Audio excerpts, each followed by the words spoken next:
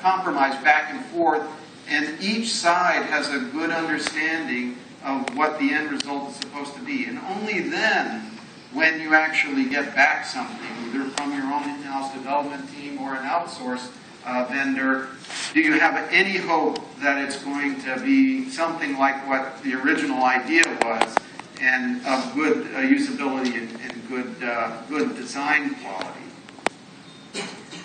Now, I have a screenshot here that gives a kind of one of the flows for what this looks like. You can have approvals for the requirements where you go through this cycle until everybody signs off on it, and that kind of signifies that the communication has worked in terms of what the expectations or the requirements are. And that can be linked, of course, through our CLM solution to the tasks or feature deliverable items that actually implement the code. And then you also want to have linkage to the test artifacts that validate and verify that the original requirement is in fact there in the mobile device. And having the ability to go from the test case back to the original requirement is really key, because you may need to validate the test case to make sure that it's actually really testing the requirement and not, just sort of testing something close to it. So having that connection between all of those artifacts that represent different stages in the project, done by different people, produced by different people, is really critical. And it's critical for them to be able to see each other's information and each other's artifacts in order to get the right end result. Now, I don't want to downplay the need for functional test and how difficult that is for mobile. One of the most obvious challenges for functional test in mobile is the fact that there's, of course, all these silos, and then you multiply that times all the different form factors for devices, and then you multiply that by all the different operating system release levels for all the different form factors, and then you throw into that mix the fact that the different phones may need to be connected to different network carriers, which can subtly change the performance of the application. And pretty soon you get a spreadsheet with, if you were going to try to do an exhaustive functional test, it would take you longer to do the test than you have to deliver the whole application. So that's not very practical. So you have to come up with ways to reduce the permutations and optimize the tests. And we have, within our test management solution, some very interesting test optimization algorithms that allow you to create the matrix that represents the exhaustive list of tests, but use our optimization algorithms to boil that down to the absolute minimum set of tests that give you the maximum coverage and stay within your risk parameters. So that's one challenge. Another challenge is that it's not all that practical, and it's certainly expensive and a headache to try and acquire all of these different kinds of devices. And even if you thought that you had acquired every device that your application needs to support, in a month from now, Samsung or Apple or Microsoft or RIM or whoever it is going to come out with a new model, and that's one that you didn't even anticipate and expect to test for, but your application out in the App Store is, by gosh, going to be expected to work on it. So how do you keep up with the changes in the actual plethora of devices that are out in the marketplace? We think that there's some business partners that we have that have a pretty good solution for that, in that they specialize in putting these devices, getting the latest devices, and making them available over the internet remotely, and surfacing them to you on a rental basis. And so our test management and our test strategy, in addition to other kinds of testing for mobile, includes integration with those so-called mobile cloud or device cloud vendors because while you may want to have a subset of devices that are physically in hand, it's very cost-effective to also use a rental model to try the broad category of devices for validating functional correctness. The other thing is that these, especially business mobile applications, are never just code that's running on the device itself. There's always a server that the code on the mobile device talks to in order to get information. And that server probably has to then connect and integrate with a whole bunch of other services and data sources that are part of your enterprise infrastructure. But that creates a problem if all you really want to do for like continuous test cycles is test the latest build of the code that runs on the mobile device. If you have a glitch in some back-end system, that could cause your test case to fail, even though the failure doesn't have anything to do with the code that's actually running on the mobile device. And you could waste hours of troubleshooting only to find that it really was a problem in some part of a complicated back-end system that you have to have in place simply to provide useful data so that the code that runs on the mobile device does what it's supposed to do. So we have an answer for that particular challenge as well in our test virtualization solution, where you can eliminate all of the server and back-end systems and services and simulate that. Draw a line right there where the interactions, the connections between the mobile device goes across the network, and instead of having to have all this complex system up and running and maintained, you have a very simple simulator that's very powerful. It's not a dumb simulator. You can test boundary conditions and change the information that goes back and forth, and yet you don't have to pay the price of all of this extra administration and overhead just to test the code on the mobile device. It gives you the ability to have true continuous testing cycles because it's very quick to spin up the simulation and quick to deploy the application, the latest build of the application, and execute the tests on the mobile device. By the same token, some of the application resides in the middle tier, and there may be some new code there that you have to test as well. And our virtualization solution goes in the other direction. You can isolate and simulate the mobile devices and maybe a large quantity of mobile devices, and therefore test the capabilities and functionality of the other parts of your application. And then eventually, before full production, obviously you bring everything together, but still you can save a lot of time and cost by employing test virtualization, especially applicable in mobile. So I talked about a third challenge, and that is related to that multi-tier concept of integrating the code that runs on the mobile device with code that is part of your existing infrastructure. Now, you may need to change some of that code that's in the existing infrastructure a little bit in order to deliver data or services in a way that's more efficient for an application that is transmitting across a cellular data network, as opposed to many applications where your back-end services may have been designed for transmission across a high-speed LAN or something. And so you may need to change the payload and adjust some of the APIs. You may want to create RESTful APIs from existing services. So we have solutions for that.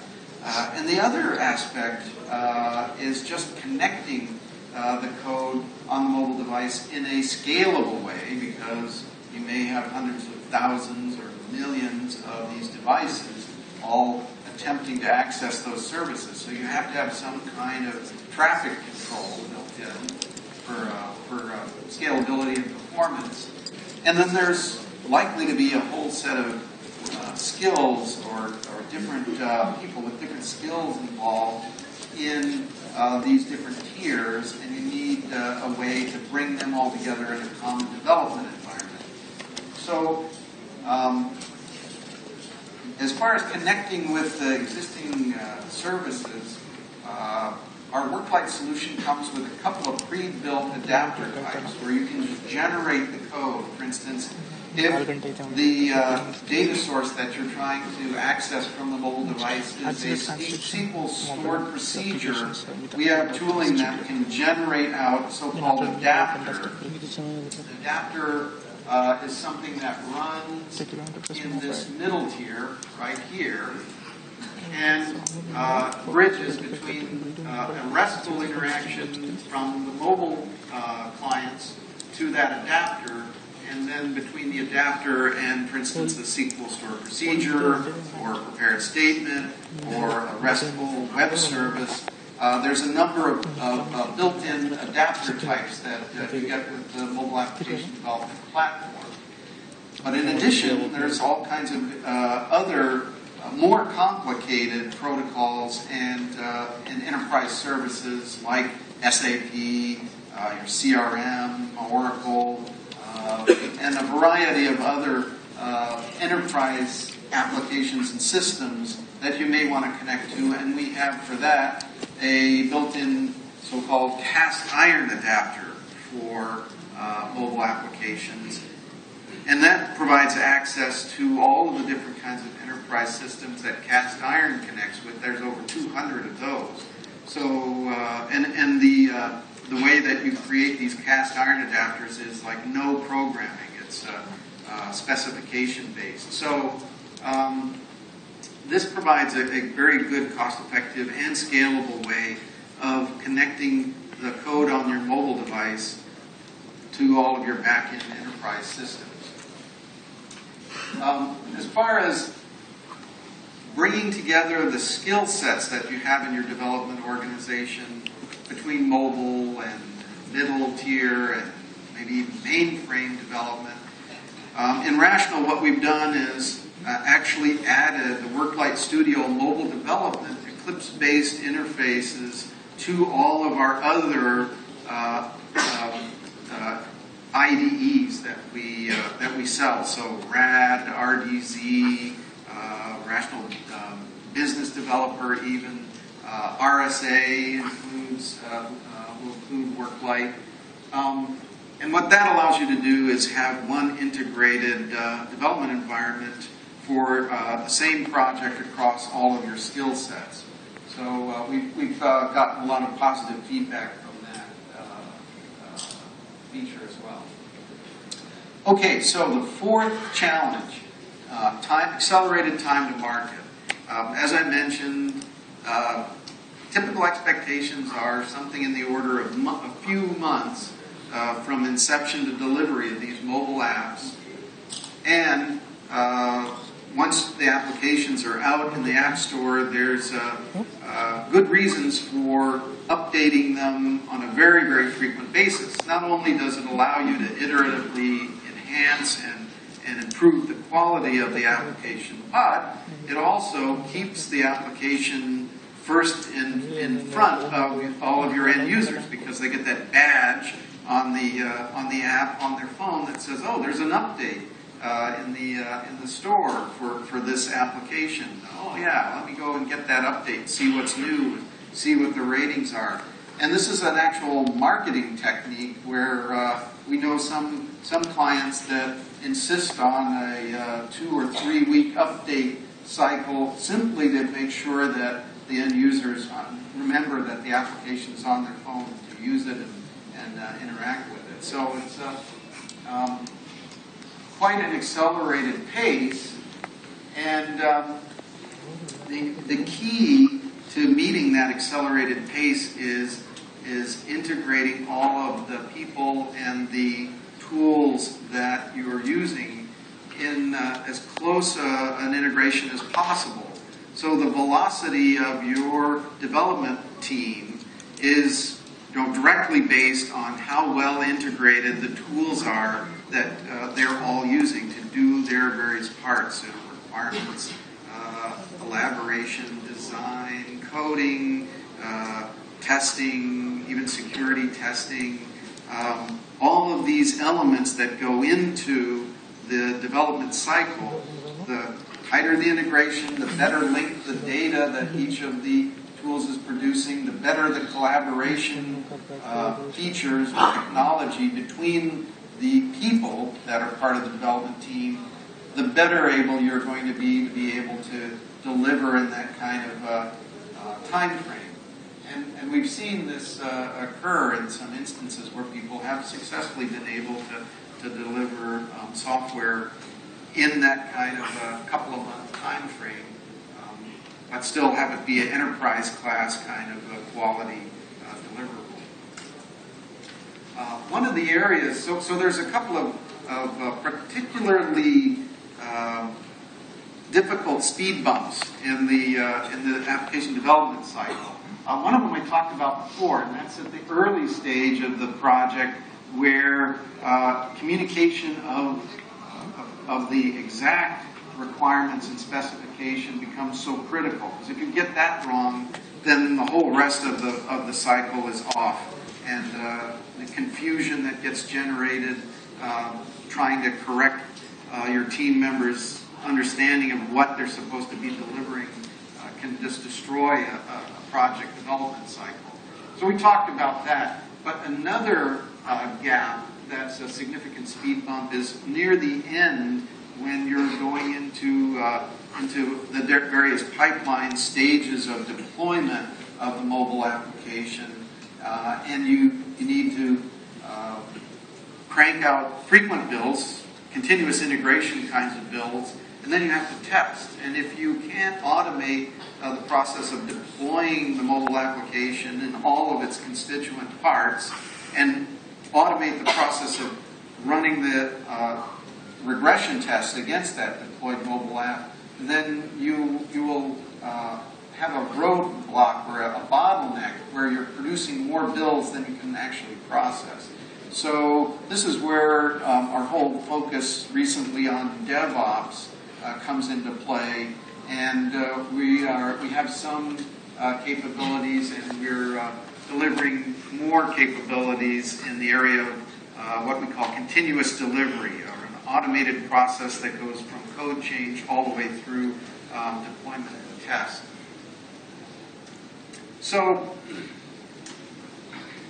with that, I hope that you can see that IBM has capabilities and plans in place to help our clients with all of these 4 challenges for mobile application development and others. I mentioned security, and we have a whole session's worth of capabilities for applying security in a mobile context. There are many other challenges as well that I'd be happy to talk with you about.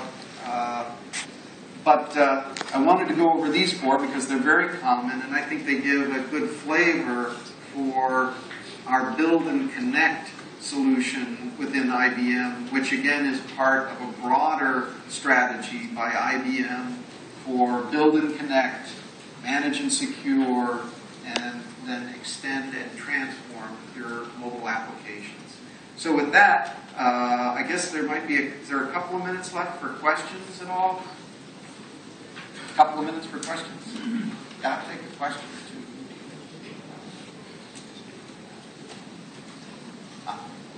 Can you please tell us more about the work-light adapters? Work-light adapters. You'd like to hear more about work-light adapters. Great.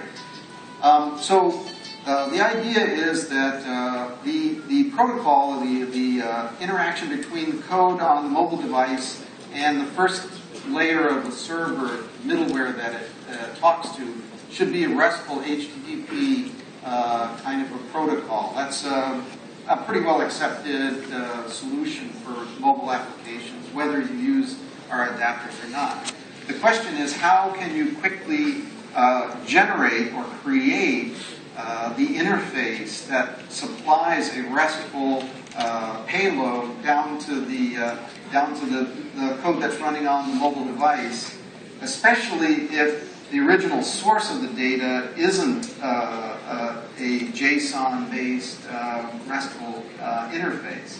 So like a SQL stored procedure or some SOA-based web service. What the adapters allow you to do is specify some configuration, some information about what the data source is, how you access it, what the name of the stored procedure is, and so forth. And then generate out actually the code that runs in the middle tier server, as well as the invocation calls on the code that runs in the mobile device. So it makes that interaction between the mobile device and the first tier that it hits much more efficient to create. And for the built-in adapters, the code in the middle tier gets generated for you as well. Now, if the protocol and the service that you're trying to connect to your mobile device isn't one that's supported by the built-in set of adapters, either the cast iron ones or the SQL adapter or the HTTP adapter, then what you would end up having to do is write your own adapter side, but you can still generate out the RESTful payload that interacts between the middle tier server and the mobile device. Hope that gives you a better flavor of work-light adapters. Thanks for the question. Any other questions, Dr.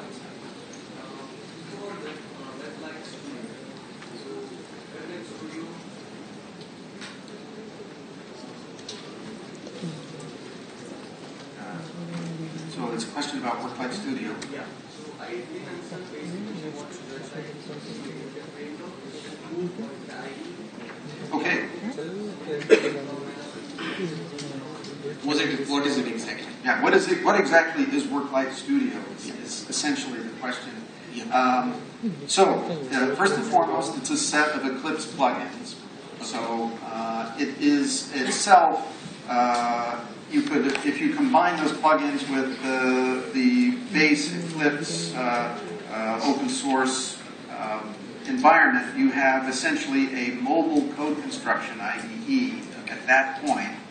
The plugins provide several kinds of capabilities. They do provide what we call a rich page editor with a palette, so that your graphical user interface widgets are all on a palette. You can drag them across to a canvas, lay them out on a canvas, and see the code that's actually generated from that sort of visual programming.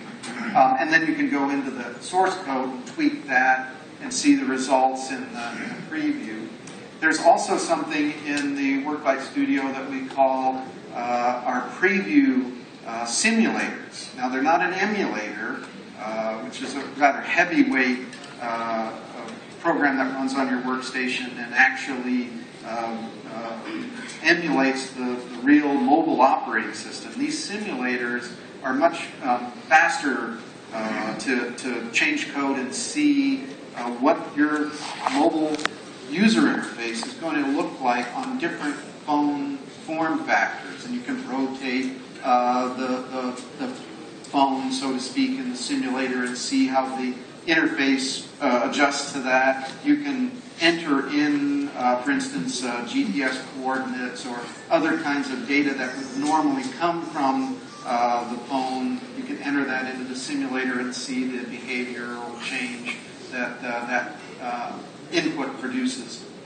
So really what that provides is a very good, quick way to get the code produced and have a reasonable feel for how you think it's going to perform before you go on to running it on the emulator, which is also something that we support to be integrated with the Worklight Studio. So in addition to running on Eclipse, for instance, for Android, that can be integrated in with the ADT, and for iOS development, all of this is supported on Mac OS X, and you can integrate with Xcode and run the resulting mobile application, the iOS version of it, on the Xcode iOS simulators, iPhone and iPad simulators. So there's all of that. The other thing that's really cool about WorkLight Studio, and I, actually a little worried because I could spend a whole hour talking about that and demoing it and stuff. But one of the cool things that's in that set of plugins as well is this new kind of project structure. It provides a folder where all the common code goes, the HTML5, JavaScript, and style sheets and so forth, that you want to have apply for all the different kinds of devices that you want this application to support. But then there are peer folders for each of the different device types, like Android or iOS, or you can even have it as fine-grained as one peer folder for tablets, Android tablets, and another peer folder for Android smartphone form factor. And in those peer folders, you put in customization specifically for that particular device type. So that's where you can put in actual native code, and the structure in those customization folders is the same structure that you would see in an ADT workspace structure or an Xcode workspace structure. And when you run a build, you specify what kind of binary you want. You want an iOS binary or an Android binary, and the build utility takes care of merging the unique device customization code with the common code. So you get that mixed-in version specific for that target type of device.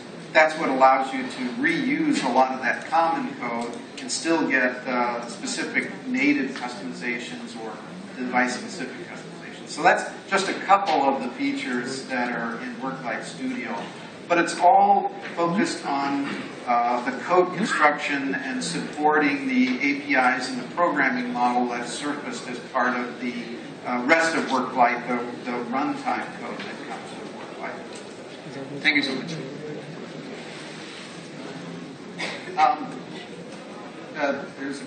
Okay. Yeah. Hi, my name is Murli. Hi. And we have so many frameworks in the market, like MooTools, XUI, JQTouch, right? So when you say WorkLight supports only Dojo, jQuery, and Sencha, so can we consider WorkLight does support the other frameworks what we have mentioned earlier? It's possible. I mean, the ones that we see primarily for mobile UI widget libraries are those three.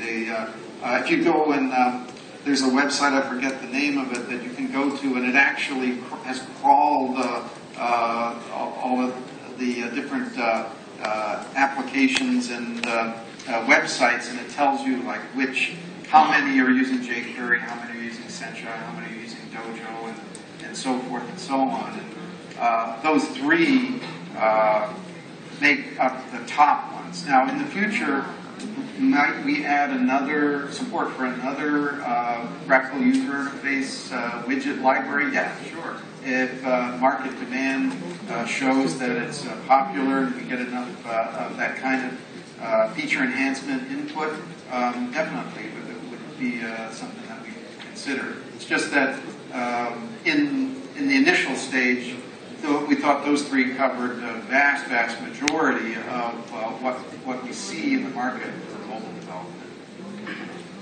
And a last query. Somewhere as you have mentioned WebSphere cast iron, right? So can you please some more focus on what is WebSphere cast iron?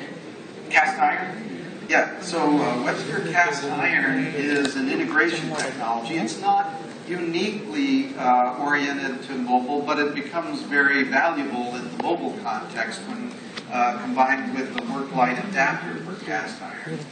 Cast iron is a cloud-based application integration solution that has pre-built adapters for over 200 different enterprise systems like SAP, Oracle packaged applications, various kinds of databases, and typical enterprise applications that we see in a lot of our customers' environments.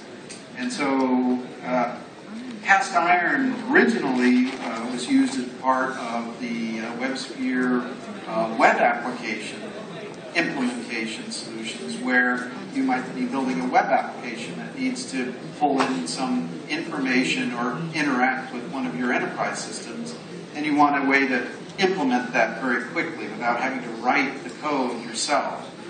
These pre-built cast iron adapters take care of that for you. And in the mobile context, it's just as applicable because, again, you may not want to have to write a whole bunch of code to access a pre-existing enterprise service.